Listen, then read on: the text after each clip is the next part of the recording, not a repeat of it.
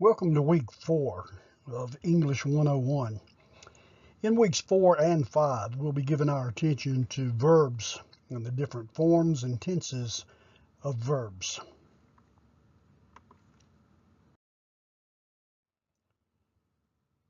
Every sentence can be divided into two parts, the subject and the predicate. The subject is who or what the sentence is about, and the predicate consists of everything else in the sentence. Tells us what the subject is doing or having done to it. It's actually the verb and everything else that is not the subject.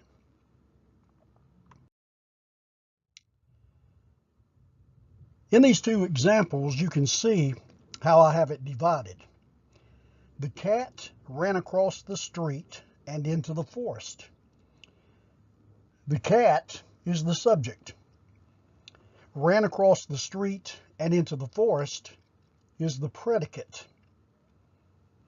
The second example I have is the landscaper mowed the lawn and trimmed the shrubs. The subject is the landscaper, and everything else in the sentence tells us what the subject is doing. The landscaper mowed the lawn and trimmed the shrubs.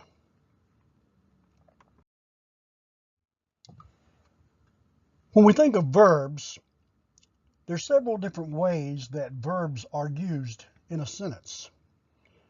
A verb is a word that shows action. Swim, run, race, kick, and so many other action words. A verb can also be a word that links another word to the subject.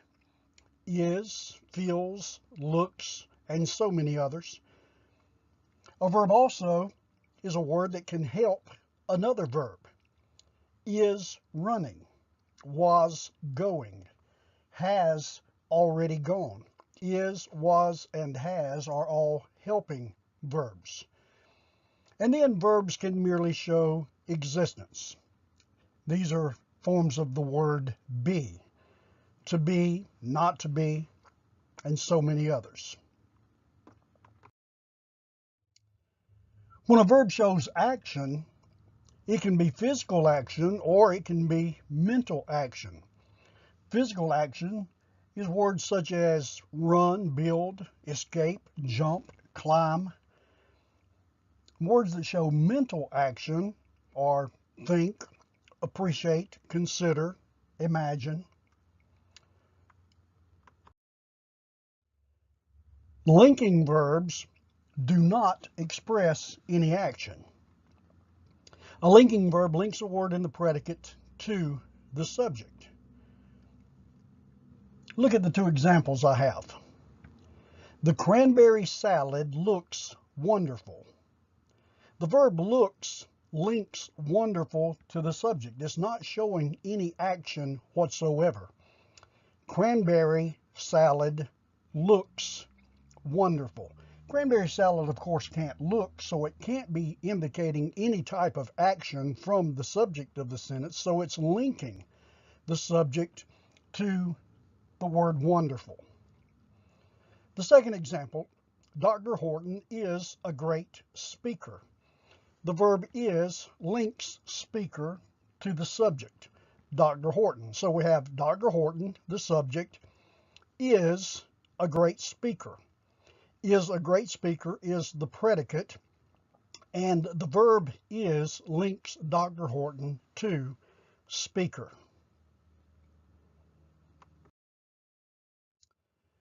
Now there's something that is of extreme importance to take note of. The same word may be used as an action verb or a linking verb. The distinction is that a linking verb will not show any action. For example, think of the word smell. The young lady smells smoke. In this sentence, the word smells is an action verb. It's describing the action of the subject. The young lady smells smoke. The second example, using the same word smells, is the smoke smells very strong. It's a linking verb that links the verb smells to the subject. Smoke cannot smell in the sense of action, but the smell of smoke is what this sentence is talking about. So the verb smells links strong to the subject. So we see the way that the same word can be used as a linking verb or an action verb, and it's determined by how it's used in the context of the sentence. The verbs is, am, are, was, were, be, being, been are forms of the verb be. These be verbs, they can be used as helping verbs as well as linking verbs. Look at the couple of examples that I have here. We are a friendly congregation. The verb are in this sentence links congregation to the subject we. They are running the race. The verb are helps the verb running to show action. Are running. So, in the first, it's a linking verb. In the second, it's an action verb helping the word running. They are running the race. Now, you can see from the list here that there's so many of these linking verbs. I'm not going to take time to read all those to you, but you can look at them, you can make note of them, and please make sure that you understand, again, that a linking verb can sometimes be a helping verb, the same word. So please make note of that. Now let's give our attention to linking verbs and action verbs. I have a list of sentences here, 8 examples, and in these examples we have the word, the verb, written in yellow so that you can see it easily. And what we want to do now is to determine if that is a linking verb or an action verb. So we'll take these one at a time, and we'll look at each one in turn. Number 1, Gideon sounded the charge to attack the Midianites. The word sounded is the verb in this sentence, and we have to determine if it's a linking verb or an action verb. So we ask the question, is the word sounded showing action? And in this sentence, it certainly is showing action. It is telling us what Gideon did. So, Gideon sounded the charge to attack the Midianites. The word sounded is an action verb. Now, look at the second sentence. James looked overwhelmed as he realized he was behind. So we're looking at the word looked. In this sentence, the word looked is the verb, and we're striving to determine if it's an action verb or a linking verb. Now, in this sentence, the word looked is not showing any action that James is involved in. It's rather telling us a state of being of James. James looked overwhelmed. In this sentence, the word looked is a linking verb and not an action verb. Number 3, they grew excited about visiting the Grand Canyon. We're looking at the word grew. They grew excited about visiting the Grand Canyon. In this sentence, the verb grew is again a linking verb. It's not showing any action. It's not showing that they are growing, but it's a state of being. It's a linking verb, linking they with excited. They grew excited. So again, it's a linking verb. Number 4, he tasted the sweat running down his face. He tasted the sweat running down his face. Now, is this a linking verb or is it an action verb? Well, in this sentence, it's an action verb because it's telling us something that he did. He tasted the sweat running down his face. So tasted is an action verb. Number 5, honeysuckle vines are very fragrant at this time of year. Honeysuckle vines are very fragrant at this time of year. In this sentence, the word are, the verb are, is a linking verb. It's linking honeysuckle vine with the word fragrant. They are very fragrant at this time of year. Number 6, Shane seemed greatly concerned about his friend. The word seemed, is that an action verb or is that a linking verb? In this sentence, the word seemed is a linking verb. It's linking Shane with the word concerned. Shane seemed concerned. So it links the subject with the predicate. Number 7, this has been a wonderful experience. We're looking now at the two words has been. This has been a wonderful experience. Sentence, has been is a linking verb. This has been. This is being linked to experience with the adjective wonderful. So this has been. It's not showing any action. It's a state of being, a linking verb. And finally, number 8, Alyssa looked in the Bible for encouragement. Now in this sentence, it's not a state of being, it's not a linking verb, it's actually an action word telling us what Alyssa is doing. So looked in this sentence is an action verb. So you can see the distinction in these examples between a linking verb and an action verb. And sometimes we're looking at words that could be either action or linking.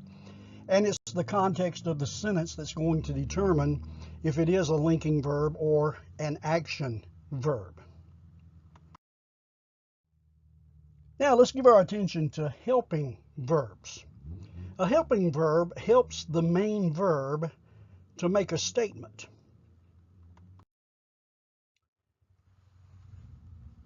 Consider these sentences. Christians must obey God's word. The verb must helps the main verb obey. Christians obey God's word. Christians must obey. So must helps the verb obey. Christians must be obedient to God's word. The verb, again, must helps the main verb be. And finally, we will be there today. The verb will helps the main verb be. We will be there today. So again, you can see the list of helping verbs. And note down at the bottom the 3 notations that I have. A verb phrase is a main verb and it's helping verbs. Some examples of that are will accept, were going, should have been, are looking, did find, may see, did follow. I will accept your offer. We were going to the concert. This should have been an easy assignment. We are looking forward to going on our trip. John and Tom did find their way to class. You may see the instructions written at the bottom of the page. We did follow the map closely. All of these are helping verbs that are helping a main verb. Note also that a verb phrase is sometimes interrupted by adverbs. He will gladly accept the challenge. He will not leave you alone. He will gladly. Gladly is an adverb. He will gladly accept. So, he will accept is interrupted by the adverb gladly. He will not leave you alone. Not is an adverb modifying the word leave.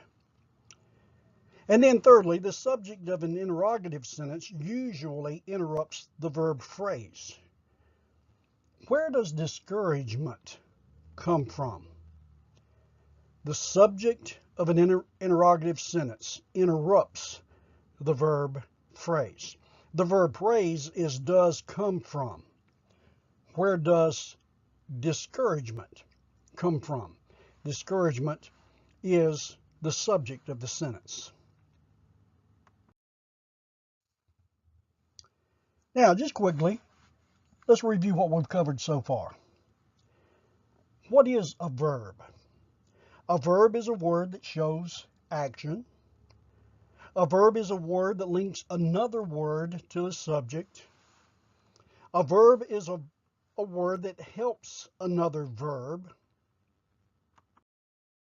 And now let's give our attention to the fourth category.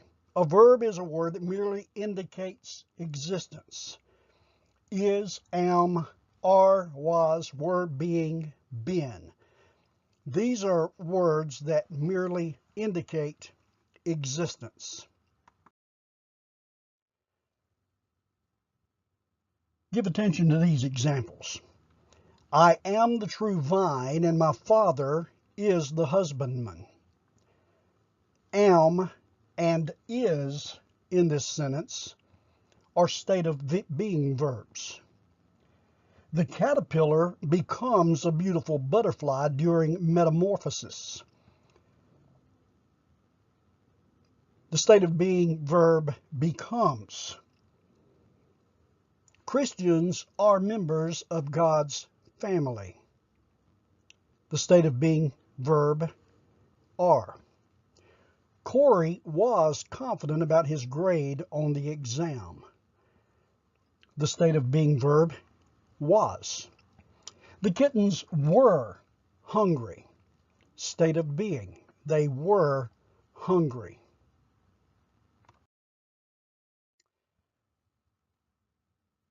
At this point, we're going to change the subject somewhat. We're still looking at verbs, but there's a type of verb that's referred to as a verbal. A verbal is a word formed from a verb, but in a sentence it functions as a noun, adjective, or adverb. They are not the action associated with the subject.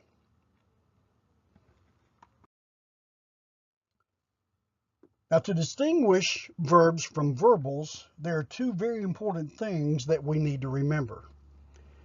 A verb has a subject. A verbal generally does not have a subject. And number two, a verbal functions in the sentence as a noun, an adjective, or an adverb.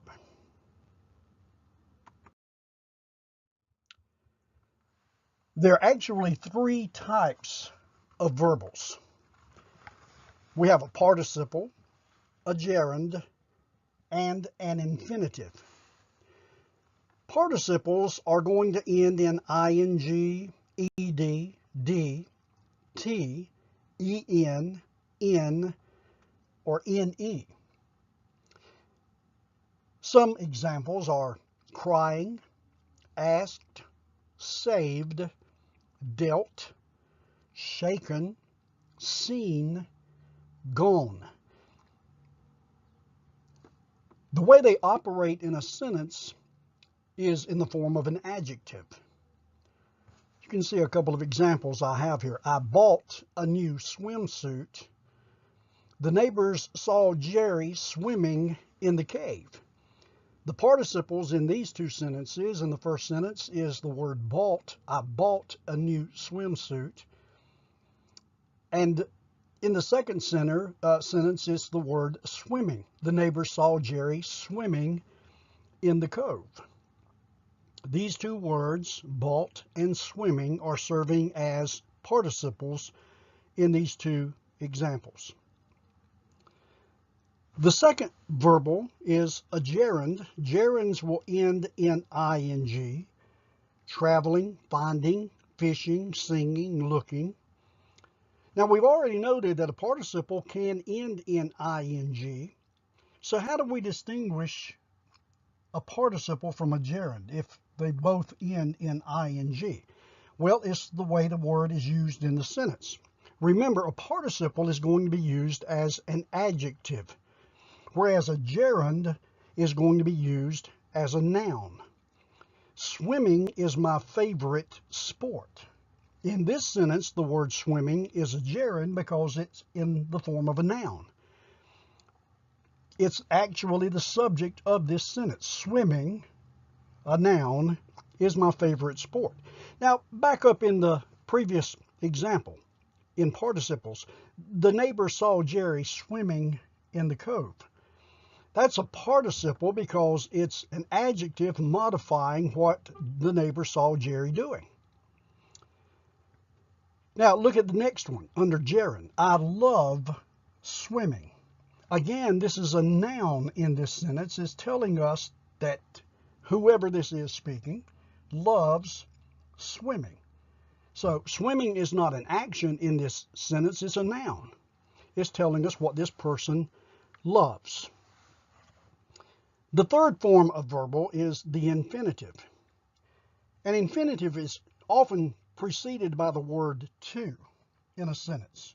To go, to leave, to give, to buy, to sell, to ask, to study, to play. Now, an infinitive can serve in the sentence in either a noun, an adjective, or an adverb form. To swim seemed foolish since we had a canoe. One must practice to swim. The children wanted to swim. In the first example, to swim seemed foolish since we had a canoe.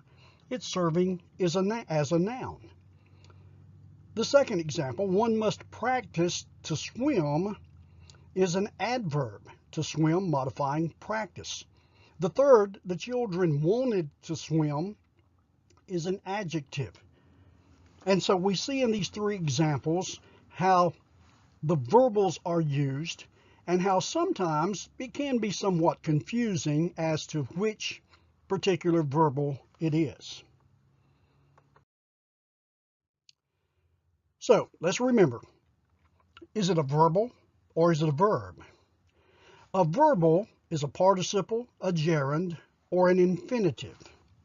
So let's look at a few sentence examples to try to determine which one of these three verbals is being used.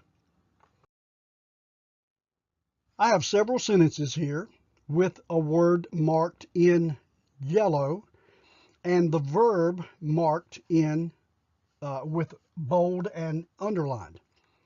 So driving to school, Billy realized his car was almost out of gas. Driving to school, Billy realized his car was almost out of gas.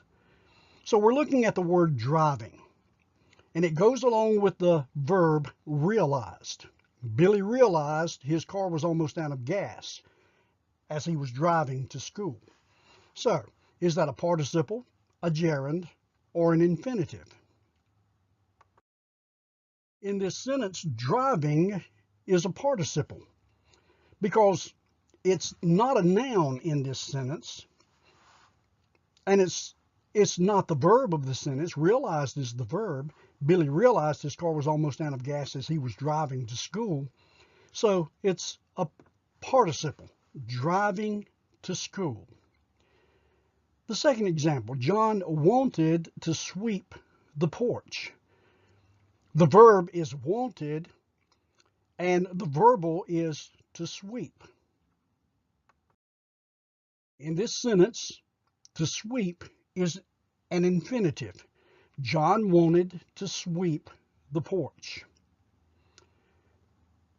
Now note the next two examples very carefully. Studying in the library, Aaron lost track of time, and shopping is my wife's favorite activity. We've got two words beginning the sentence, both ending in ing. So now we have to distinguish between these two and determine if they are participles or gerunds. So let's look at the first of those two examples. Studying in the library, Aaron lost track of time. Well, lost in this sentence is the verb. Aaron lost track of time while studying in the library. So we know that it's not serving as a noun in this sentence. It's not a gerund. So what is it? In this sentence, studying is a participle.